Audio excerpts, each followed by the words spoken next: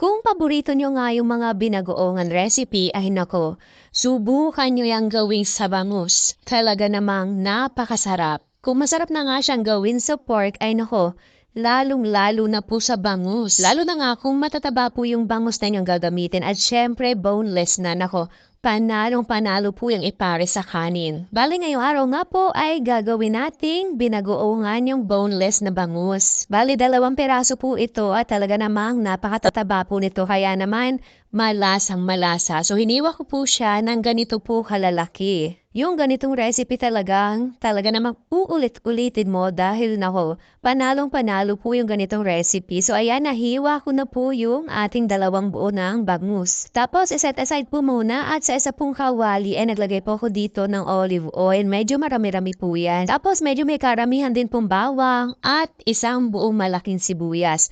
Kung wala po kayong olive oil ay pwede pong vegetable oil ang inyong gamitin. Pwede rin naman po yung ordinaryong mantika. Pero syempre mas healthy po kung vegetable oil or olive oil ang inyong gagamitin. At dahil na po binagoongan itong ating recipe ngayong araw ay ayan na, nilagyan ko po ng marami-raming alamang. So yan po ay atin na hayaan lamang magisa at naglagay rin po ako dyan ng 1 tablespoon na asukal at paminta. Bali yung alamang naman po na inilagay ko dyan ay malasa na, ako din po yung nagluto niyan. So ayan, halu-haluin po at kapag ganyan na po sa tingin niyo po ay bumango na yung sibuyas at bawang ninyo ay pwede niyo na pong ilagay dito yung inyong hiniwang bangus. So kailangan po ay naabot siya ng mantika itong ating nga pong bangus kasi hindi na po tayo maglalagay dito ng pinakang tubig or yung pinakasabaw niya. Bale, ito na pong pinakang olive oil natin yung magsisilbing pinakang sabaw nitong ating binagoongan. Atin po itong tatakpan at hahayaan po maluto sa katamtamang lakas lamang po ng apoy. So, hinahalo-halo ko po yan ng bahagya para naman po hindi matutong yung ilalim. At pagkatapos po niyan ay akin po ulit siyang tatakpan at hahayaan ko pa pong maluto sa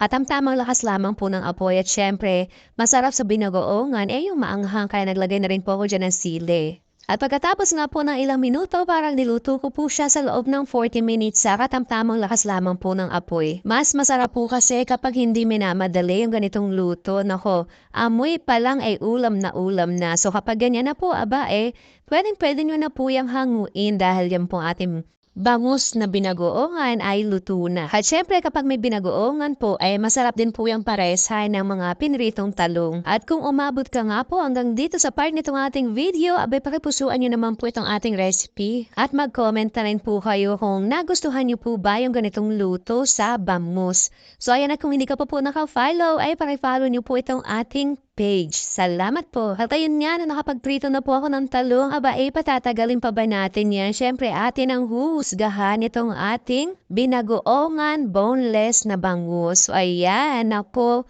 napakasarap po nito. Itsura pa lang, talaga namang mapapakain ka na. Siguraduhin niyo lamang po na meron na kayong sinaing bago po kayo magluto nito. At ang nakakatuwa pa po talagang napakatataba nitong bangus na nabili ko. Kaya naman sobrang malasa niya. Nako, sigurado kung natakam ka rin sa recipe na ito. So sana po'y nagustuhan ninyo itong ating recipe ngayong araw sa bangus.